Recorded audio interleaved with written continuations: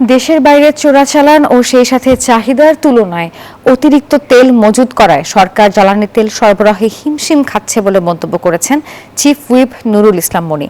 দুপুরে নারী স্বাস্থ্য সুরক্ষায় ধূমপান ও তামাকজাত দ্রব্য ব্যবহার নিয়ন্ত্রণে সরকারের করণীয় সম্পর্কিত এক সেমিনারে অংশ নিয়ে এই কথা বলেন তিনি। এ সময় চিফ হুইপ আরও বলেন, দেশে বর্তমানে 2 লাখ মেট্রিক টন জ্বালানি তেল মজুত রয়েছে।